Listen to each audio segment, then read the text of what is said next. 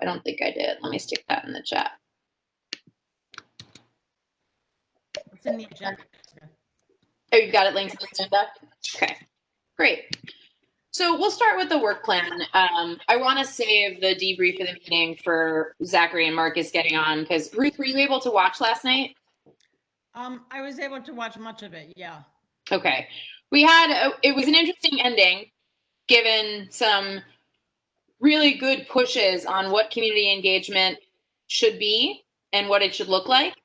And that's left me with a couple of thoughts circling, and I hope we can spend time today talking about that as part of the debrief.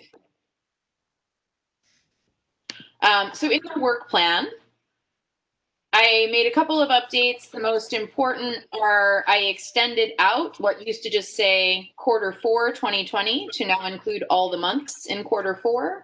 I also extended out Q1 2021 to include all of those months. If you scroll down a bit, we've got some changes in the standards review and update. So below row 28, we have undergone the review of the DC standards. The advisory committee is still drafting guiding principles. That's row 33. And we began developing a plan for engaging the public on guiding principles. We'll talk more about that in a minute with the debrief. If you take a look below that, row 35, the state board and the advisory committee obtained public feedback on guiding principles. That's where I think we'll spend a bunch of time today talking about how best to do that. And then if you look down to public input opportunities, I just added in some notes on ward level outreach meetings, as well as the expert panel at the state board public meeting. And we'll talk a little bit about that expert panel today as part of the committee. Ruth, we appreciate your recommendation. Alex and I have been discussing how to properly pronounce the professor's name. Is it Cottrell or Cottrell? Cottrell. Cottrell. Okay. So Alex is reaching out to Professor Cottrell to see if we can get him to speak at our public meeting. We're also reaching out to some folks focused on civics, some folks focused on a sort of more global perspective. Alex, remind me who I'm forgetting. You're on mute, sir.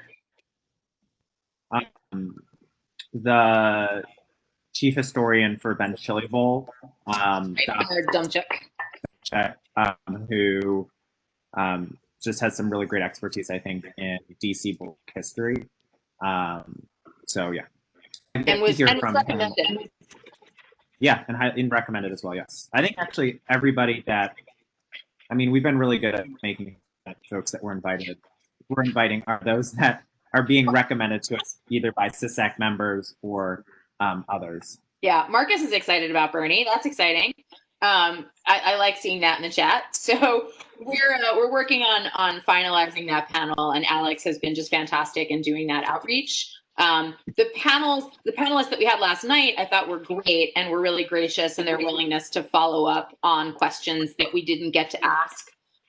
We never have enough time. We could always talk for hours. There were a few questions in the chat that we didn't get to, and then I've just started following a few of them on Twitter. And Dr. Jeffries apparently spends a fair amount of time working with students, because this morning he's speaking to an AP class per his Twitter, which is pretty cool. So I think we had a really great panel last night, and they pushed us as well on a couple of things and thinking about how we're approaching the sort of integration of concepts and topics in the standards, about how we're thinking about what civics really looks like and is in our standards, about how we think about putting things in plain text so that we skip the jargon. And I think Dr. Thomas Brown's 3 words were fewer, clearer, higher for the standards, to make sure that we're not getting lost in lists of names, dates, details, but really what are the standards as a backbone to what needs to be learned. And then I really appreciated Natalie, because I think, one, in addition to her great conversation on building knowledge in the early grades, she also, I think, offered some alternate perspectives to what folks seem to sort of push and agree on, to suggest, for instance, that it wasn't that younger children couldn't learn chronologically and had to learn thematically, but that we might think about, how we handled that with younger children, sort of in a more complex way, more nuanced than that. Any questions on the updates to the work plan before we dive in on debriefing the meeting? It's Ruth. Wait, let me see.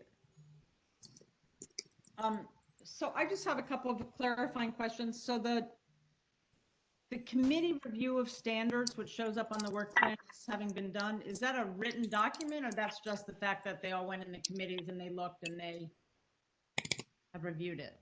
So that's us. Our committee reviewed the standards. And their review of the standards, we have their feedback in the survey results, and all of that is in the Google Drive. Okay, so we have their review. So we have their review of the standards, which is in a survey form. Okay. Yeah, we asked them to fill out a Google survey. I don't remember offhand. I think it was 5 questions. And we have all their responses in a spreadsheet. And our review, the committee review, that was back in the spring when we all verbally went through it. Correct. And that would be best captured in our notes from that meeting. Okay. And then on the guiding principles, is that now a document? Yep. Do we have we gotten it? I know that it seemed like they were talking about it last night. I couldn't tell what was sort of proposed and or in process and what existed. So that exists. It does, and I can drop that in the chat as well, with the knowledge that it is very much an evolving document. Got it. Okay. Oh, and then my last thing is on the work plan. It says something about the Concerned Citizens Committee. What are we going to get to that? Is this the right time to ask about that? I just don't recall hearing about it. Yeah, I think that right now is a placeholder for the idea that we have talked about ways to have the public engaged, and I actually think it's the name for the community engagement. That's all I wanted to know. Well, yes and no. We had talked about, we being this committee, had talked back in the spring about a series of public panels. And so you had mentioned that perhaps having the public come to a public meeting would be part of that. I'm still open to that. I also think we could say this public engagement that we're going to talk about at length today would fulfill that expectation, that by going out to the community and inviting them to make comment in surveys, in person, in via ANCs, via civic associations, via ed councils, that would suffice. I think that's a matter for discussion. Okay, thank you. Yeah. And Ruth, I just put the link to the SAC document with the strong caveat, it is still evolving. I made changes to it last night after the meeting. Karen Lee then sent me a document saying, that's not quite what I had in mind. I actually had this other thing in mind, and I just haven't gotten to that yet today. So it may well continue to evolve over the course of today. Hi, Karen. Thanks for joining us. Sorry, I'm late. If there are no other questions on the work plan, let's talk about last night's meeting. Maybe we could start with a brief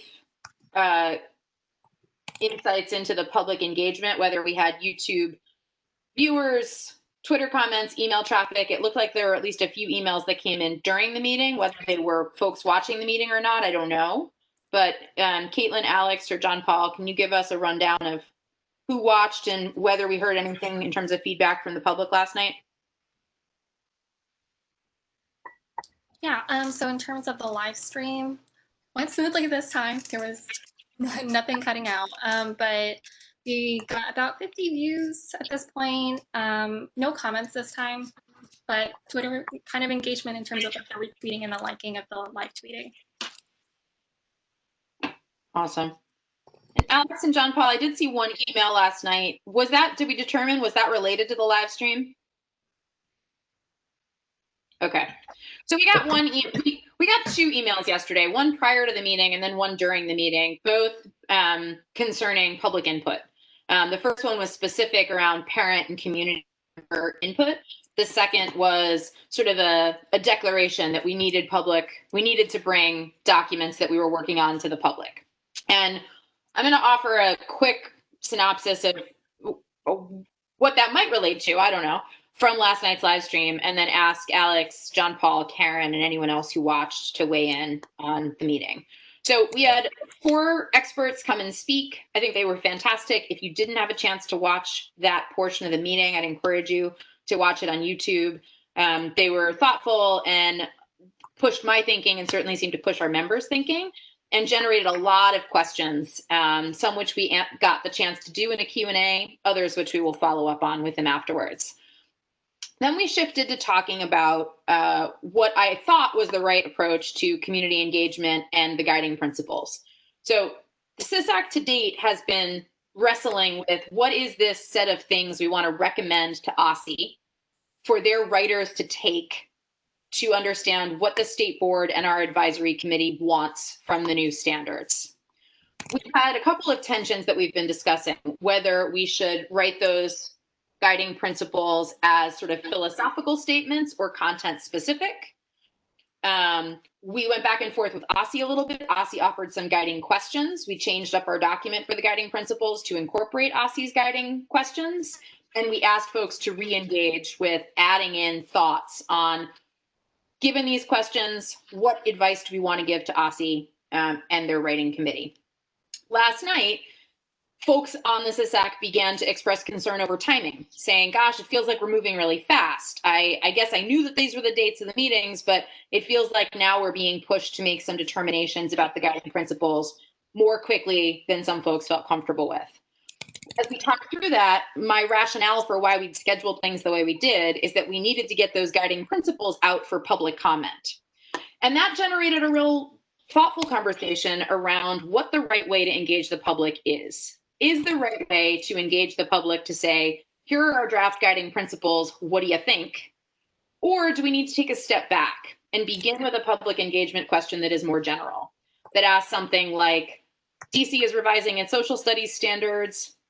What do you think of what your children are currently learning in social studies? What do you think children should know and be able to do by the time they graduate from a DC public school in the social studies?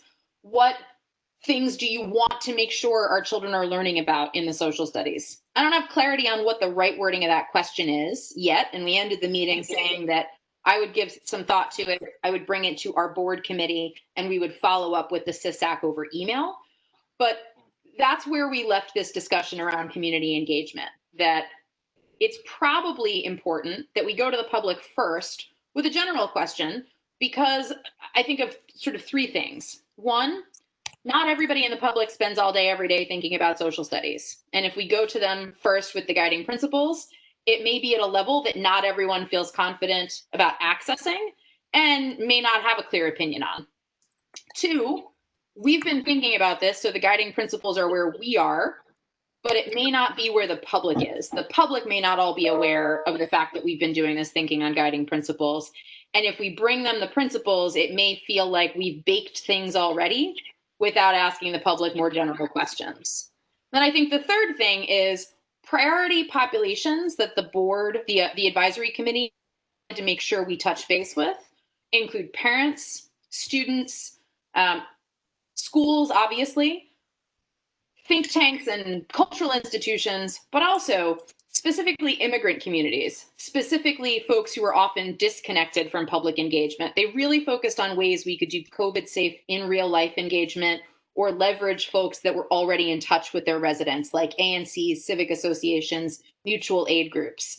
If we're going to work with a real broad section of the public, chances are they do not know we are revising the social studies standards, and we need to make sure that we're accessing them first with a, we're doing this. Tell us what you think about this work and what you think we need to focus on. So that's the open question. I think we left the meeting is public engagement is essential. We want to make sure we do it. We want to make sure we do it more than once, and we want to make sure we do it in a way that really allows the public to feel like they had a say in the matter. What did I miss? Alex, John Paul, Karen, Caitlin.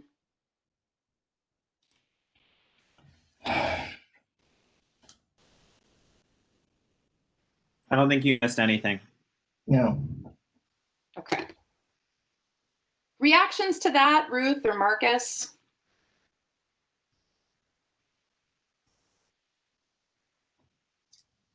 I mean, I think that characterizes the, the possibilities. I guess insofar as it's a question, part of what I think both are important to ask people what they think, on a blank sheet. What do they think of the education their kids have gotten? What should be in there? But also maybe do that first, like question 1, and then question 2 with something much more specific. I think to not put out the specifics is not to get feedback on the things that people are thinking, and that doesn't strike me as worthwhile. Yeah, I think those are all really important questions, Jessica, and I think even as you were articulating them, I don't know where I land. Like, I understand kind of the urgency of our timetable, and really feeling confident in the representative and diverse nature of the group we have, that I think represents a broad swath of the public. But I also understand, and I think, given that it seems that the advisory committee itself wants to lean in further with broad-based engagement, yeah, I think it does make sense to figure out how you do that throughout the process. To Ruth's point, I think, engage early and have some public feedback, whether it's through a survey or focus group, really shape the group's thoughts as they develop the principles, and then figuring out how on the back end we also engage the public with, hey, given your feedback, given our discussions, this is what we came up with. What do you think, before we send it to OSSI? And then leaving some room for a final drafting period. Now, I don't know how much that pushes back our timetable and what that means for kind of the work OSSI's anticipating doing, but I get the point. And I do think there are ways to do it. Just don't ask me what they are right now. Fair enough. Hi, Zachary. Thanks for joining. Just to catch you up. So we were going over the end of last night's meeting, where there was a deep discussion over how to best engage the community in feedback on the social studies standards work. And the short version of the longer story is there's a desire from the SISAC for there to be some level of engagement with the public around social studies standards generally before we ask them to respond to our guiding principles, with an assumption that, like, your average mom or dad has been paying attention to the pandemic and to virtual schooling, and probably not to the nitty gritty of social studies standards revision. So if we ask them to engage on these guiding principles, we may hit them at a place that is harder for them to care about than if we ask a more general question, like, the state board is revising the social studies standards. We're seeking your input on what you think children should know and be able to do by the end of high school. Are there particular topics you want to make sure are included in the standards? Something more general. So we were just discussing timing and how that all plays out. Here's one thought. And again, like, meeting ended at 7. I worked on our documents till around 8:30.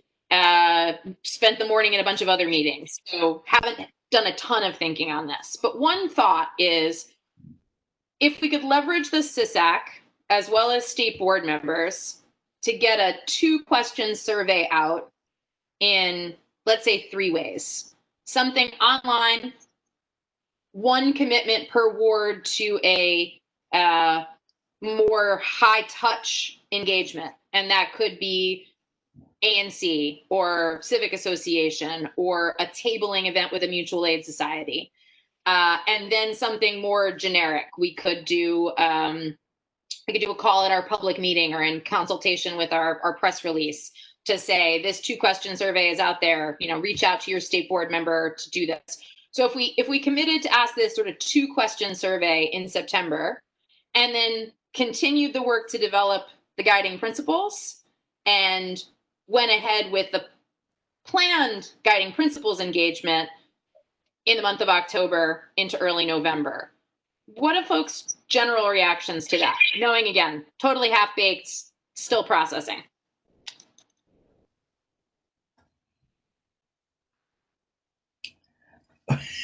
We don't know. So just to make sure I grasp it, so you're saying, I get the high touch, but the time frame you're thinking between October and November? I'm thinking the 2-question survey has got to go out sooner. I think that has to happen now. Got it. That happens like September to October, and then the guiding principles stuff, October, November. Is there any way to? Yeah, no, because we're voting in December, right? Well, so here, yes, the answer is yes. That was the plan. I think there's two sort of wrinkles in time, if you will. One is this is an election season, and so the board in December will be different than the board in January. So if we don't vote in December, we're asking any new colleagues to get up to speed and to make a decision about voting on these principles as their first vote. Exactly. If we go further and we push it into February, we're now pushing back on OSCE's timeline, which brings us to wrinkle in time number 2. As of October 17th, we will have an interim state superintendent of education. I will do whatever within my power to make sure that interim state superintendent of education knows and cares about the social studies standards revision, remains committed to it, wants to work with us on it, sees it as a priority. But I don't know whether that interim will become the permanent or who the permanent will be and what their priorities will be. So my interest is twofold. One, get the board to vote with a group of folks who are deeply invested and care about this now. And 2, get a baked product to OSCE such that whoever comes on board as the new superintendent comes on board with the understanding that this was an agency commitment that they're going to work into their plan. I'm an optimist. I don't know if that's going to happen, but I remain hopeful. Yeah, I was going to would ask hope about that Hansel would leave recommendations for whoever her successor is, which would include honoring this commitment to revise the social studies standards. Correct. Yeah. Marcus? I was going to say the same thing. I was thinking about that after the announcement last night and kind of how we could, support you in the committee and making sure that, that seamlessly transitions. And I guess, John Paul, just as a question, because we haven't been able to talk about it, my assumption is they would be anticipating appointing an interim in 4 weeks and not doing a national search in the next 4 weeks. Yes.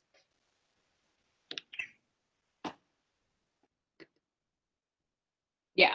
I am an optimist and I try to be strategic. I think if we continue on the path we've set out and we work the process like we said it was going to work, we have a higher chance of getting whoever comes in as the state superintendent to see this as a necessary action they need to pick up where the predecessor left off.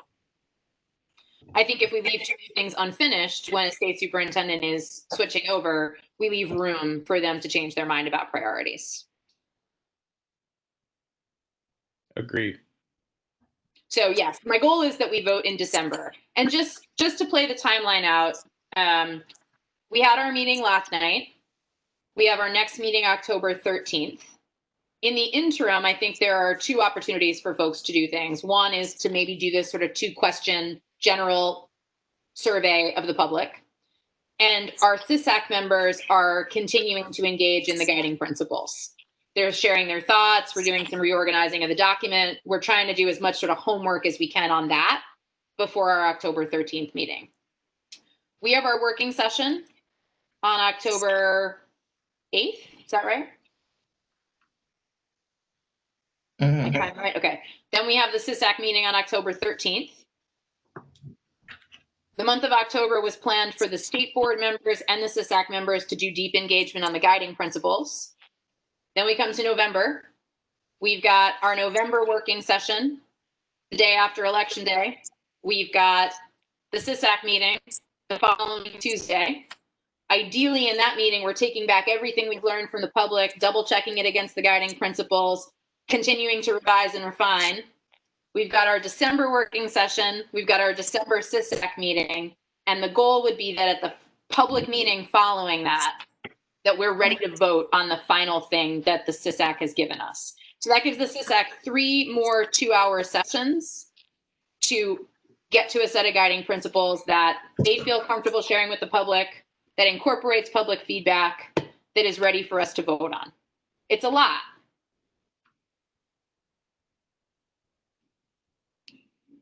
Yep.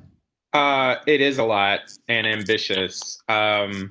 Question, is there any way, John Paul, Marcus, Ruth, that we could leverage some of our official meetings to advance some of this work, ideally engaging the public? I mean, it's already been part of the plan to do discussions of social studies at our public meetings, including the one next week. So yes, I mean, we've already planned to do some of that. To be clear, what I think of the meeting next week is to talk about social studies, but I guess what I'm getting at is, can we carve out 30 minutes at a working session to say we're actually going to engage in these questions, reflect on this, that, and the other, which essentially is, I guess what I'm struggling with is how do we effectively engage the community in such a short period of time, and how we might be able to use strategically that meeting, not just to talk about it, but like to deeply engage community members.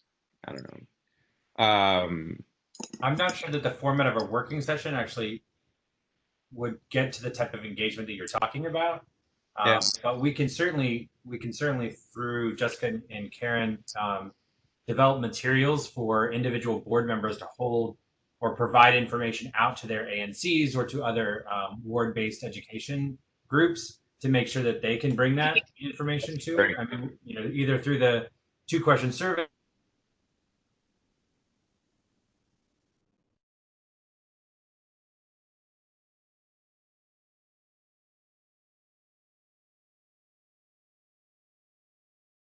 I wonder if there's a way tonight we're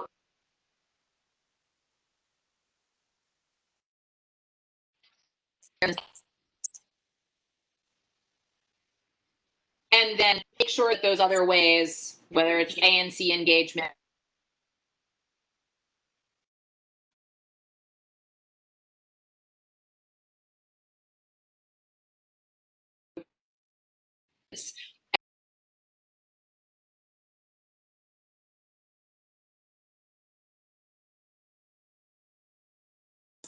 survey.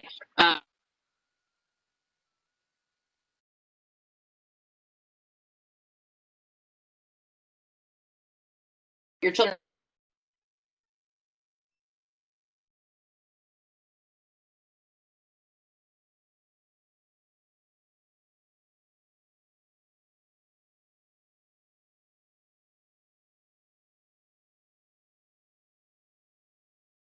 The SISAC is going to have a set of principles. Are we going to have some opportunity as a board to respond to those principles before we have to vote on them? For example, to say, wow, this is really interesting, but did you think of X? Or here's what I've heard is Y. What do you think?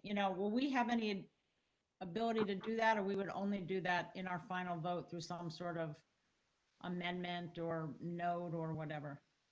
It's a great question, Ruth. I think there's a couple things we could do. I think we could say to the SISAC, we need your draft by our December working session, so that we can dedicate time to the December working session to give a review of the principles. Because again, and it helps me to repeat this, the December working session is 1 week before the SISAC meeting, which is 1 week before our public meeting. So if we reviewed the draft principles on the 5th, the SISAC could use their last meeting to say, here's what we gave the state board, here's what the state board gave us back, what do we do about it? And then bring it to us for a vote at the December public meeting. And couldn't, in theory, if the draft of the guiding principles are going to be ready in October, if I'm not mistaken, then we're going to get community engagement, and you all are going to revisit the community feedback with the guiding principles, I would imagine board members too could weigh in at that period and be part of that broader feedback that CISAC is reflecting on. And then maybe, again, the board will have the opportunity to weigh in December. Absolutely, Zachary. I think that's right. So Ruth, that would essentially give two opportunities. One for the board to act as members of the public providing feedback, and then once for the board to give final feedback after all of the thoughts had been weighed in. I guess that works. Is what I was thinking is that if we met to discuss it for the first time as a board at the December working meeting, yes, the CISAC could respond, but we then wouldn't have a chance to talk about their response before we actually had to vote on it. That's right. But I guess insofar as we're also commenting as part of the public, that is to some extent addressed. Do you have an alternate suggestion, Ruth? I don't. Not given the timeline, I don't. So it's more just raising it. Okay. The other thing, and go ahead, just- Marcus. Oh, I'm sorry. I was going to say, yeah, I don't know if this works given the timeline constraints, but I was thinking maybe there could be something like a, I don't know, joint working roundtable, right, between members of the board and the committee, where it would be like a review of the final drafts, but more of like a dialogue or like a Q&A. You know, that way I think we cut out a little bit of the middle in terms of passing back feedback back and forth, and we kind of get to talk about some of those things in the room. But I just don't know if that lines up with our timetable. Mm-hmm. So I think the one thing I would just say in response to that, Karen, I'm sorry, were you going to say something? I was disagreeing with him. One thing I think, and John Paul was very helpful in reminding me of this last night. So this is the first step in a process. This is the guiding principles the state board will give to the writing committee. The writing committee will be assembled by OSSI. There'll be a feedback loop that we're still developing. I have a meeting with OSSI on the 17th to talk about this further. And then we'll have an opportunity for OSSI to send the state board and the CISAC a draft. And then there'll be an opportunity to vote on the standards. So I don't want to in any way minimize how important it is that we get these guiding principles right, because I think it is essential. But I also want to make sure that folks don't see this as the end of the line. This is the beginning of the line, and we want to begin as we intend to go on. But I also think we've got many opportunities down the line to think about where we might say, actually, this is still a problem for us, or we expected more of this.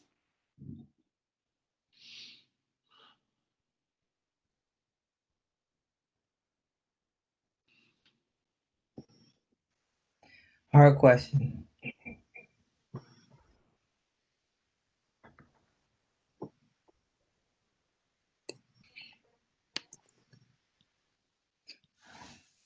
Zachary, I just want to come back to you for a second. You mentioned it was a fascinating meeting and you didn't get to weigh in at the beginning. So what did you think?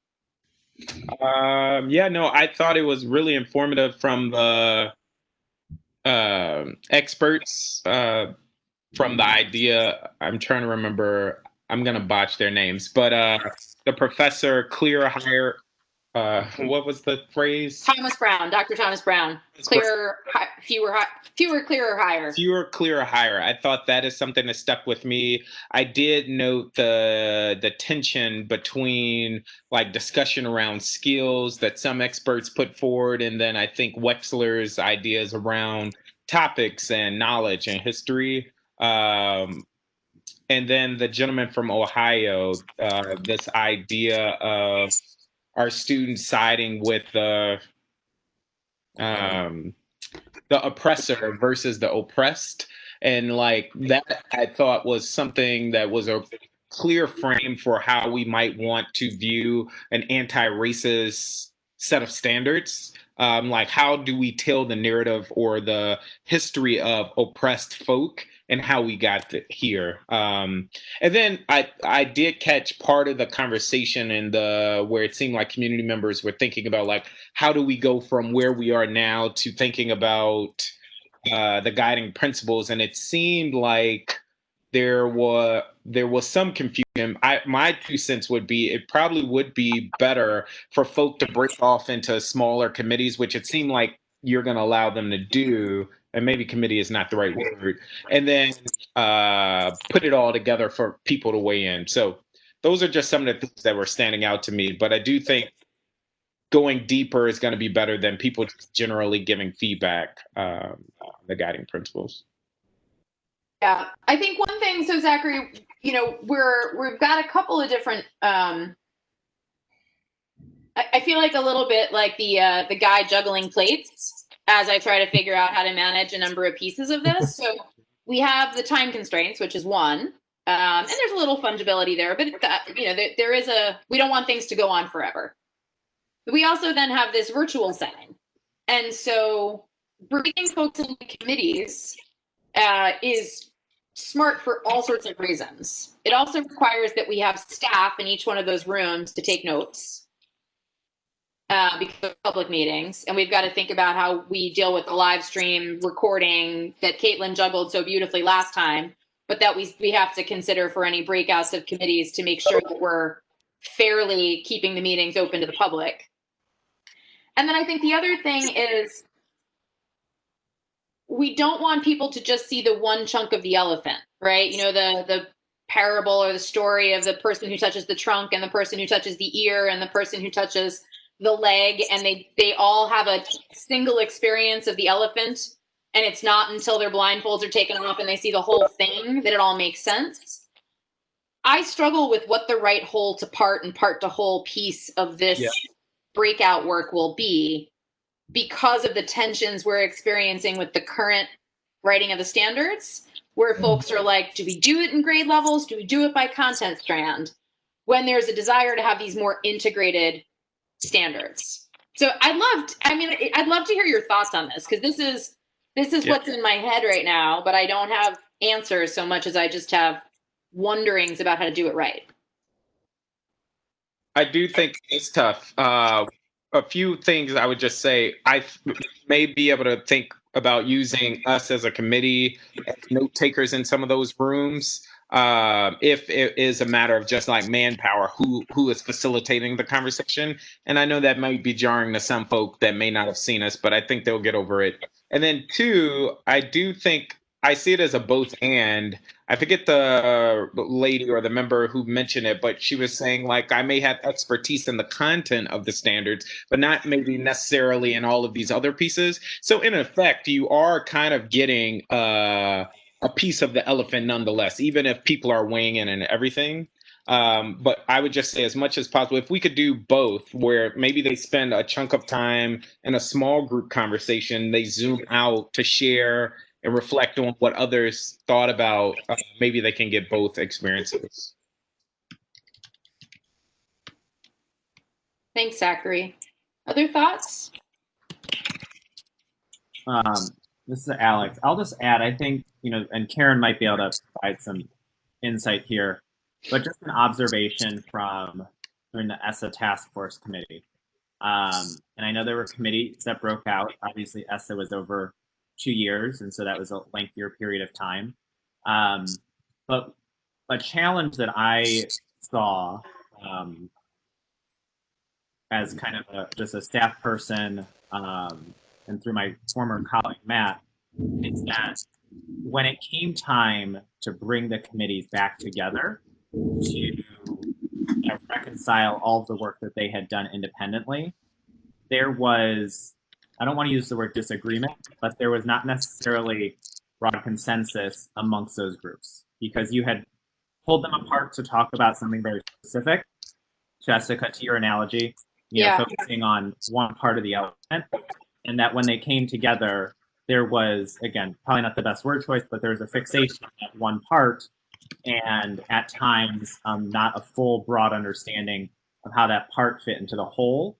And also potentially dismissive of some of the other parts because folks weren't part of that conversation or weren't able to provide their input.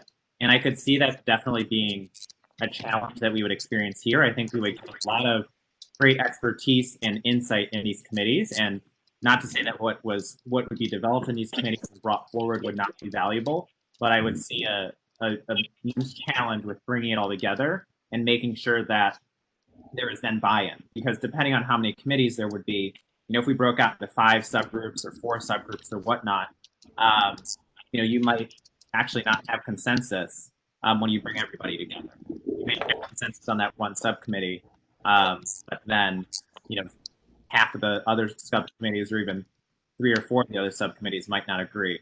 And I think recognizing that we do have a limited period of time to do this work, navigating that challenge, I think, can even be exponentially or more difficult. Yeah, I agree. It's kind of a pushback. I do see immense value in them, but I do think there would be a lot of challenges. Yeah. Karen, I don't know if you have anything to add on that committee piece and your observations. Well, can you hear me? Yes. Yes. Okay. I agree with Alexander. That was a difficult barrier to navigate. And part of it, I think, is because people's conception of what social studies is and is about are different depending on where you come from, the schools you go to, et cetera, et cetera. So it was very difficult to get consensus per se on any issue. We had to compromise a lot. So that's something we need to look at as we do this process also. Yep. I don't know how to get around it. Oh, go ahead. No, Karen, I'm sorry, I interrupted you. No, I'm finished. I just wanted to reiterate what Alex said, that it was difficult coming to consensus on most things. Some people back down from their original thoughts, but we didn't get a lot of consensus easily. It was not an easy process getting consensus from the group. I'll add in one other sort of wrinkle factor, and that is there are a few folks on the CISAC with very strong opinions about what the guiding principles should be or should not be.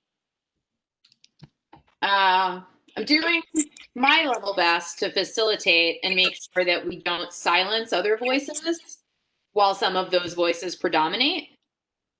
But I am a little concerned. I see benefit in having breakout groups that might allow some voices to rise up. But I also wonder whether it might make it harder for us to come back together and build that consensus if the group with the vocal folks or the groups with the vocal folks land on that issue and think, okay, our group is decided. We think this is it. And then we come back with folks who are already a little bit more reluctant. I know this is a problem in any sort of large group setting, but I think here we have some real strong dividing lines, and I'll offer sort of 2 examples of them. One is a sense of guiding principles should be specific versus guiding principles should be philosophical. So a philosophical guiding principle being we need more integrated standards that seek to talk across history, not just one time, one moment in time. Whereas a specific is we need to make sure that the following time period in history is not lost. And there are some folks who are in both camps. There's also a real question of what's the most benefit for where the board sets its stake in the ground to give to OSCE. I think there's room for both philosophical and content specific, but my hunch is that we're going to have more leverage to be able to critique the written standards if we come up to a higher level. If we say we want the standards to be written with a more global perspective, that gives us more room to critique the draft standards when they come back to say, we asked for global perspective, and given this, and this missing, you're not there yet. Whereas if we say, add in more content on Reconstruction, we get less room to critique the standards when they come back to us. So part of this is strategic. I think the second thing on that is there's a tension amongst the group around this thematic teaching of history versus chronological teaching of history. And I really liked what we heard back from the experts last night, which was you got to do both. You can't put a stake in the ground on one or the other. You've got to have the opportunity to do both. And Dr. Thomas Brown, who worked on the C3 framework, talked a lot about this idea of like making the standards fewer, clearer, higher allows for that instructional freedom and opportunity for teachers, but you're also giving them clear guidance by putting these standards in plain language. And again, that tension then between, well, if the standards are fewer, clearer, higher, getting specific on include this, don't include that, take this out, put this in, makes it harder for us to get leverage later, to be like, we said fewer, clearer, higher, and you've got 4,000 standards. So again, I live in my head on this, so I know I sound like a ranting crazy woman, but I'm a little like, what's the right process to use given these existing tensions that have shown themselves over 3 meetings? This is Ruth. I'm not going to comment on specific things that you raised, but one processing that might be helpful is to allow people to produce a minority report. We've done that in some previous task forces, and that allows for alternative, multiple, coherent viewpoints to come forth, and it allows us to sort of consider them. And the reality is, what I'm hearing and what I saw last night is people are in different places, which is totally understandable. And in the end, we're going to have to make some choices. We're the elected officials. That's kind of the point. We want all this input, and to have coherent options may be very helpful for that. And it may also help the participants feel heard as well. So Ruth, I appreciate that. I think I see lots of reasons that a minority report makes sense. One thing I'm struggling with this particular project is if the goal is to give OSSE a set of guiding principles that the board has voted on, how would we explain the presence of a minority report? What would we expect OSSE to do with it? I think it could even be. Can I just say? I'm sorry, Ruth. I was going to say. I think it could even be framed differently, right? That these are things that the group came together and really struggled with, and you should know that we struggle with it, and that these are very present questions that we think need to be thought about further and answered, and not necessarily right. They will fall out of the frame, and I think the same thing happened with the Grad Rex task force. Is that we had 3 or 4 very firm recommendations that we all had consensus on, but then we did really give a lot of information about the issues we struggled with, that we had heard from the community, that we thought were worthy of consideration and further thought, but didn't necessarily fall within those things we gained consensus on. And so I think even thinking about passing that information on to OSSE, right, as an attachment to our guiding principles, or as right, or just considering them, right, guiding, right, thoughts and language, I think would fit the bill.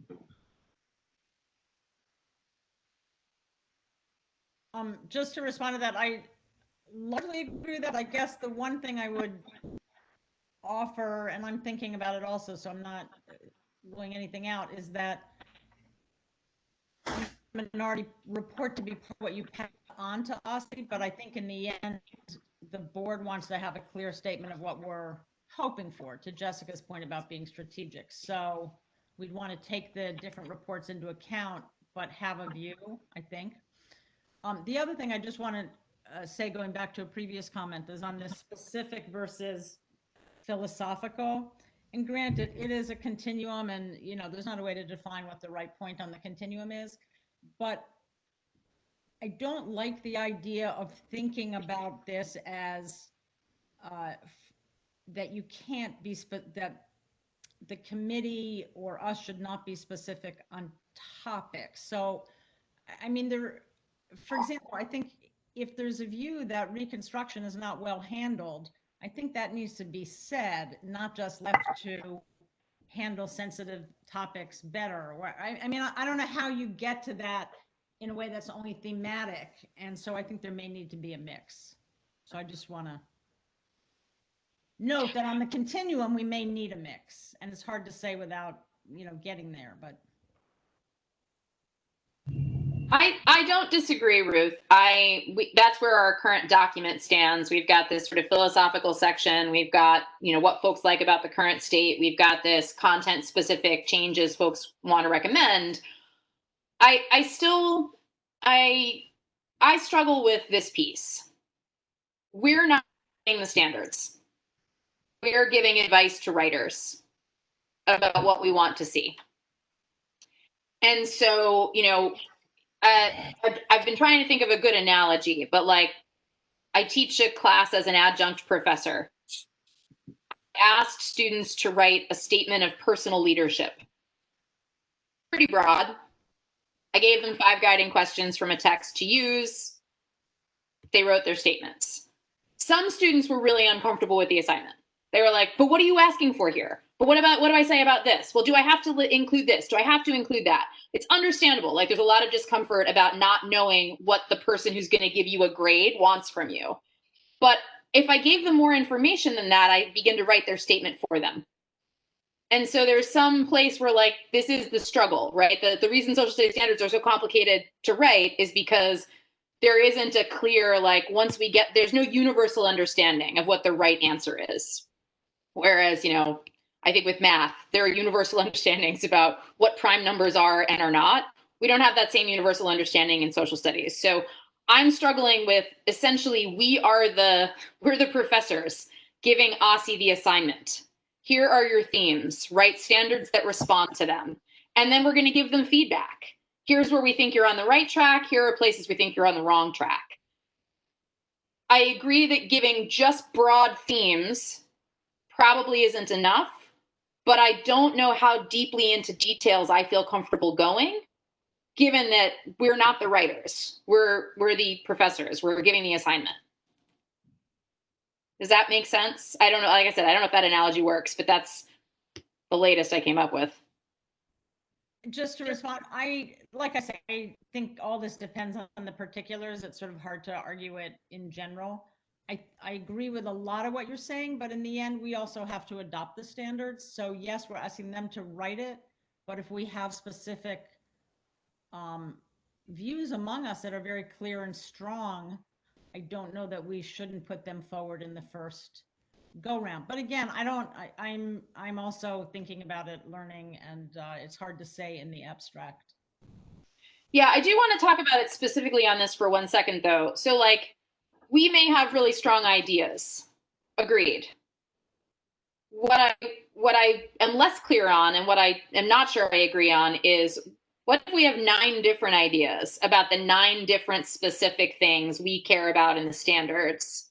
How many specific things is it fair to give to writers? Is it 9, 1 from each of the state board members? Is it 5 per board member, 45 in total? Like, where in that realm of like what's appropriate to give how many points of specific requests? I've told the committee 15 to 20 principles. Am I being, in the opinion of this committee, am I being too restrictive? Do we need to leave more than that? Is that fair to the writers?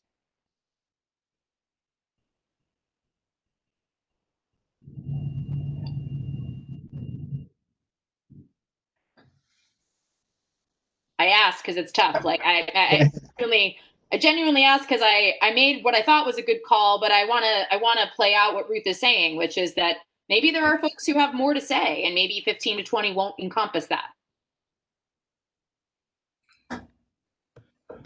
I mean, I know it's hard at this stage, but do you get well, I know there are like those many conflicts you talked about in terms of kind of breadth and depth, but do you get a sense of kind of where you think the group may end up, where it'll be something kind of smaller and, broader, or kind of, oh, I'm sorry, yeah, like a broad brush, or will it be kind of more specific?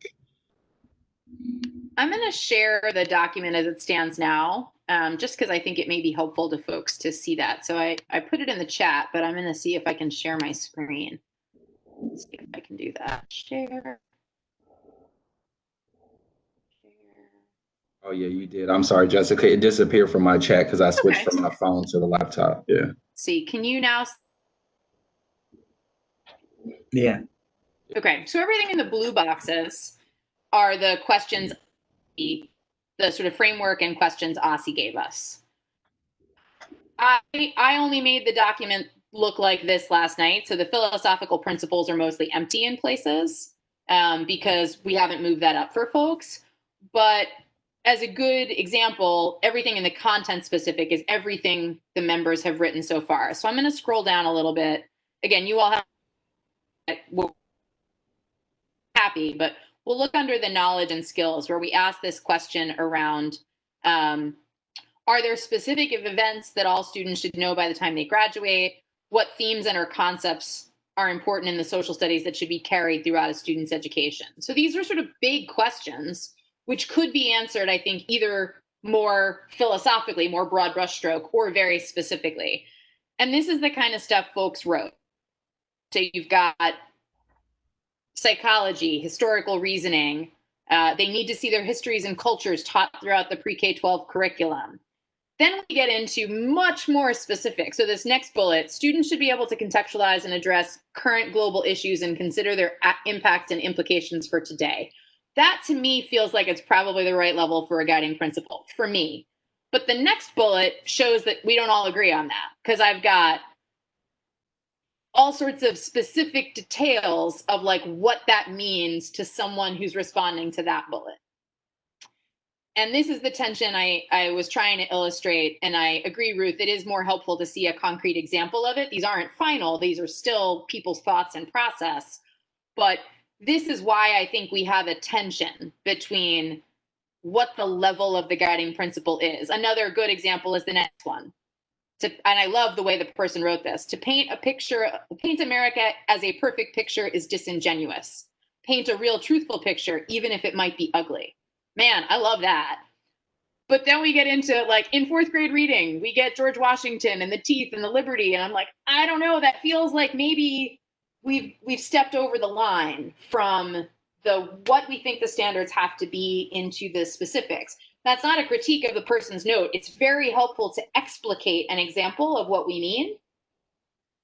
I'm fine. And again, this is me speaking for me, not for the committee yet, but I'm fine with us offering an explanation example, but I don't know that I want to have 7 of those below each of the guiding principles, because I think that's where we begin to cross lines. You know, it's a really easy project. That's why I picked it. I love the easy stuff.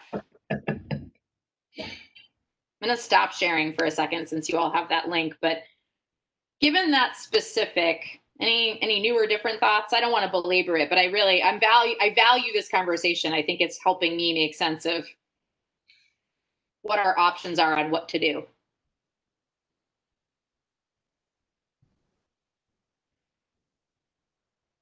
We don't know. I mean, the only thing, Specifics and new thoughts there? the only thing, I'm sorry, did you call me? Yeah. Oh, well, what I was gonna say, not in response to that, was just, this is very helpful to look at. And the only thing I would say is, you know, to have principles with exemplars, I like that. And then to be somewhat flexible about the specifics. It's hard to know. There may be specifics that really deserve being put in there, or there may be principles that end up being specific. So I don't, it's hard to have this at this abstract level. I guess all I want to convey, and I think it's part of what people said last night, but everybody's all over the place. It's hard, is so I think some specifics are probably important. How we convey them, how many we convey, I just don't know. I don't have any fixed position on that.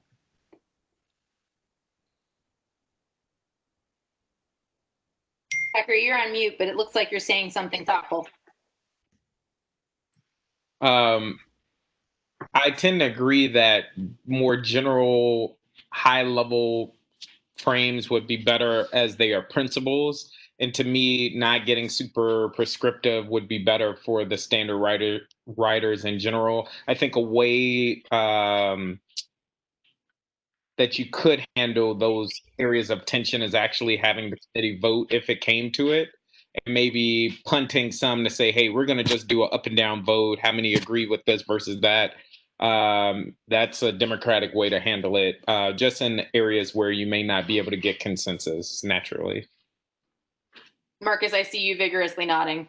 Yeah, we definitely did that in Grad Rex on some of those sticky issues too, if I'm remembering correctly. So yeah, that helped a lot.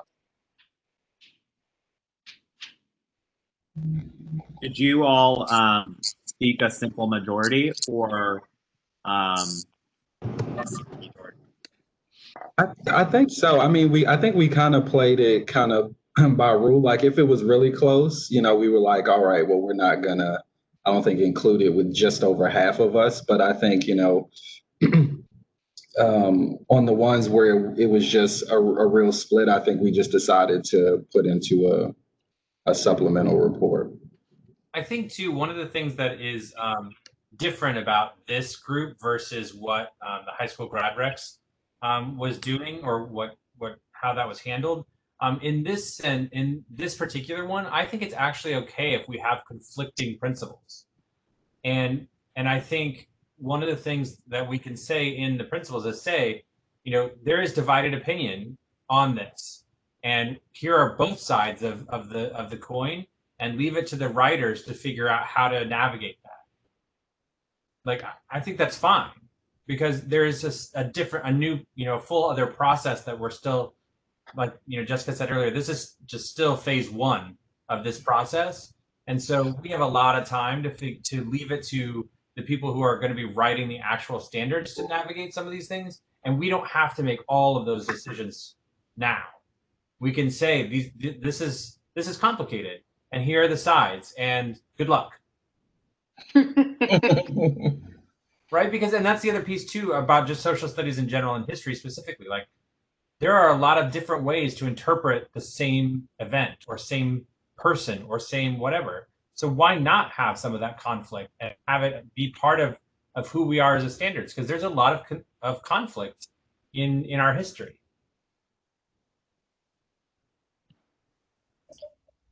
I appreciate that, John Paul, and I think that's I think it was Jessica Rucker who said it last night, that like something that matters to her is that we use the public engagement to model the kind of civic engagement we want our students to participate in. I think it makes sense for our principals to model the kind of struggle we expect folks to do with the knowledge of what is America and what is the world's history and what are the tensions that take place there. So I think that's sensible. And Ruth, I hope that also gets back to something you brought up, which is ways we make sure we capture places where there are disagreements. So as to publish these divided opinions, I think is going to fulfill that as well. I just would call out that I think there is a way to capture the disagreements. But I would have deep concerns if our guiding principles were in conflict with one another. Yeah. One, for the coherence of the standards that the writers would make. And then two, I think it would cause just a disaster for voting when it came time to it if we had just guiding principles a little bit all over the place. But I'm all for capturing dissenting opinions or divergent ideas in the document itself. Yeah, I think that makes sense. I imagine that we'll have a set of agreed upon and then divided opinions, and we'll be able to capture them in that way. Final thoughts before I make some suggestions into next steps and a request of my colleagues.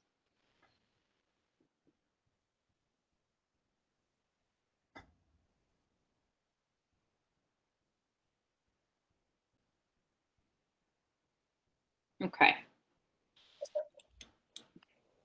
Is there any way for us as a committee to weigh in on these questions from Asi, and that it be included, or would that be inappropriate and we should just keep it separate?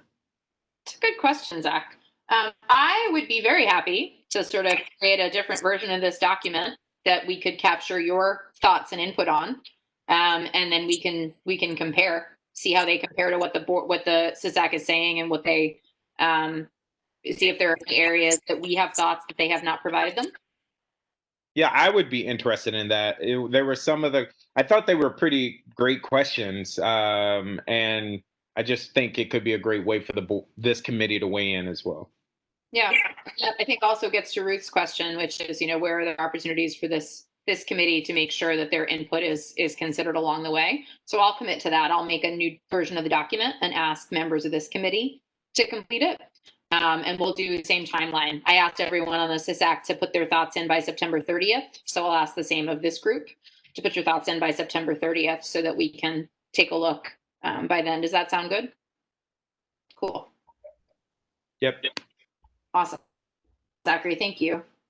Okay, so here's what I think still needs to happen. I need to determine the 2 questions, socialize them with the SISAC, and figure out how we get the public to engage on them. And I need to do that before our public meeting. Because at the public meeting, we're going to tell the public, hey, we've got these questions, and here are the ways you can answer them. So that's one thing I have to do. I will also send them to this group so that you can help me wordsmith the final question. The second thing is I need to figure out the process for our next meeting in October, by which we'll break into groups or not and work through the content of these guiding principles. And so that's the second thing I'll do, likely after the public meeting and before our working session. And I'll share that with this committee before the working session. I'm just making myself notes as I go here. And then the third thing is a request. Once I sort out the questions and make the public announcement, what's your availability to help gather info from the public on these 2 questions? I know some of you are running for office, folks have full-time jobs, you've got other things already going in your ward. So being honest, like, what is the level of involvement you are willing to have here? Are you willing to put this in your newsletter? I would say that's probably sort of the lowest level of involvement and would be super helpful. Are you willing to also ask civic associations or ANCs in your neighborhood or your mutual aid society to do something like, if I said basic newsletter, middle, make a few more connections in the ward, high involvement being like, yes, I'm on it, I'll get you an engagement plan. Where are you falling? 1, low level, 2, mid-level, 3, all in.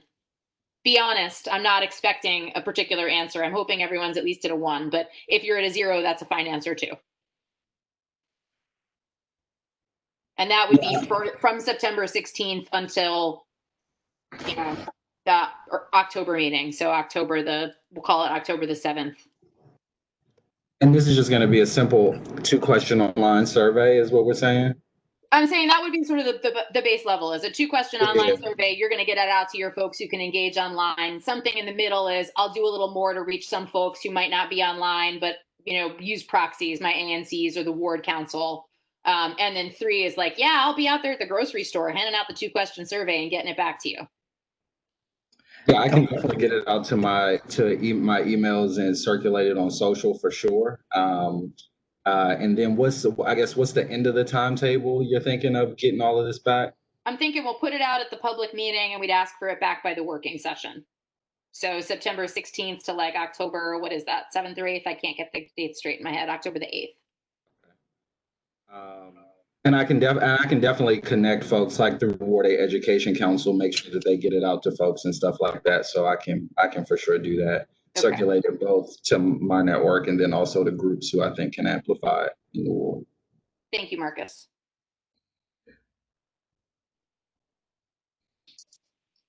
Yeah, I'm happy to do that.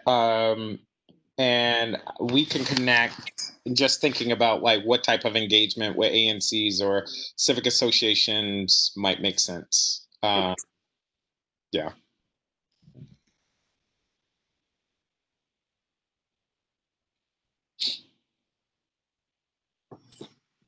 Karen, where are you these days with availability and engagement? So I would definitely put it in my newsletter and put it out to our you know, the Ward 3 Ed Council and groups like that. And I would also raise it in the meeting of our Ed Council to make sure people, you know, were aware of it and raised it. Okay.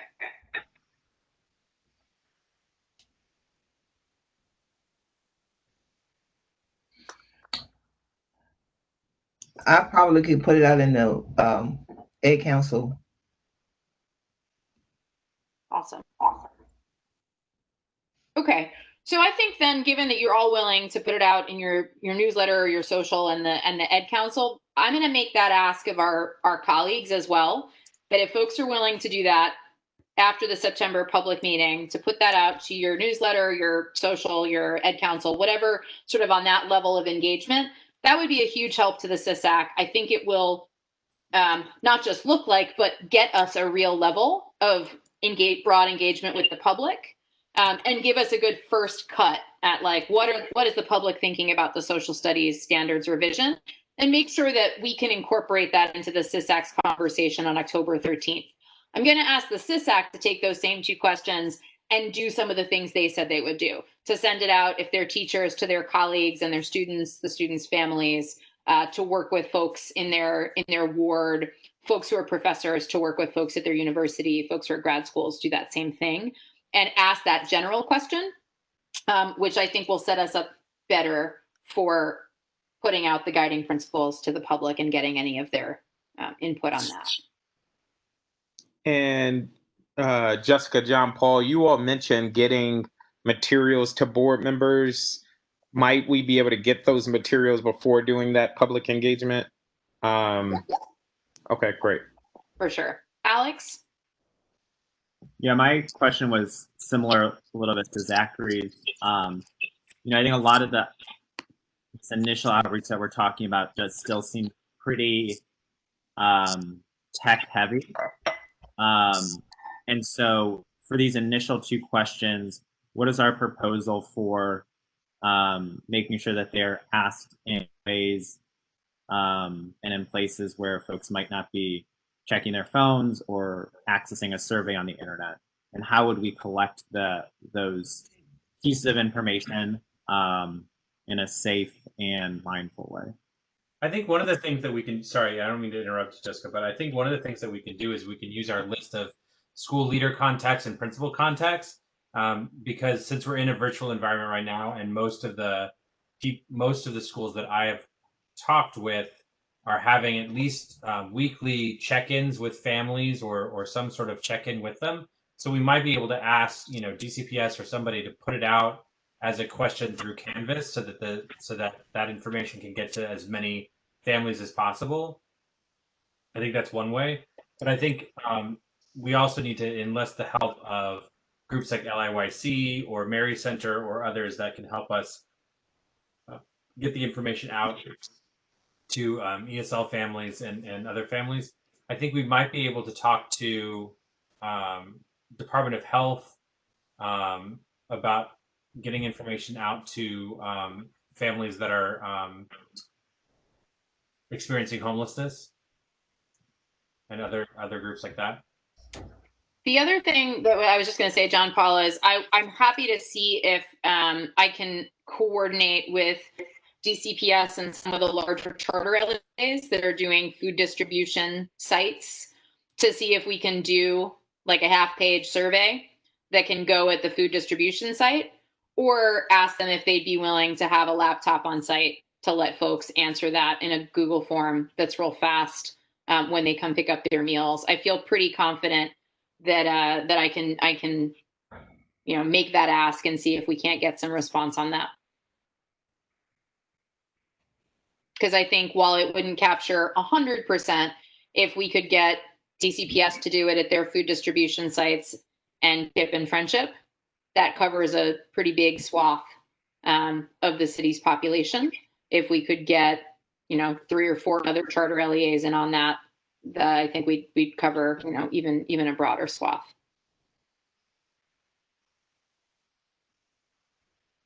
Okay, we've got 10 minutes left. I have lots of things now that are sort of swirling and some good concrete next steps.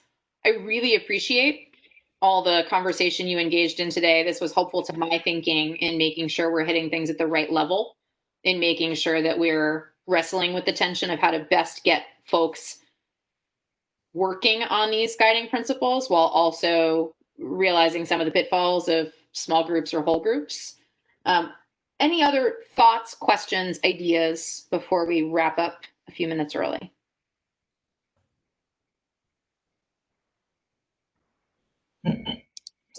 Jessica, I'm not sure what type of engagement you're doing with the CISAC members, but as pre-work, it may be helpful to just do some type of survey or a short questionnaire, because it seemed like many of them had ideas either of what they thought was happening or what they want to happen. Thinking of Laura, for instance, and it may just be helpful to get that out before to kind of shape the direction moving forward as well. Yeah, so we did actually, thanks, Zachary. We did actually ask that question last time in the survey. We asked them specifically around suggestions they had for facilitating small groups or future meetings. I will say, I don't know how best to put this. I was surprised by people's recognition that we only had 3 meetings left. Because if you look at the presentation decks from each of the meeting, the second to last slide and all of them is the meetings remaining.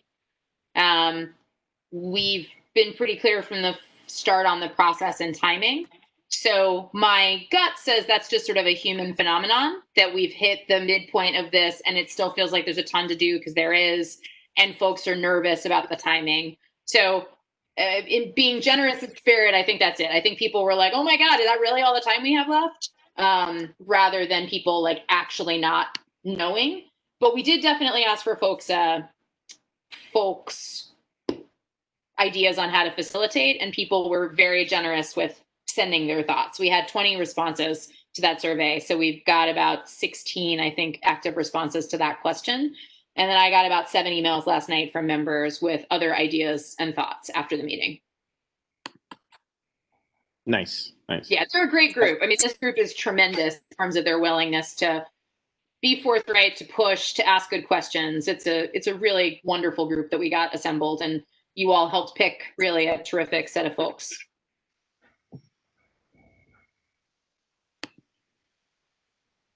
Ruth, I'm sorry, were you trying to get in before? No. All right, then you get 7 minutes back in your day. Thanks. Thank you all for engaging. Thanks for questions and ideas. Bye. Bye.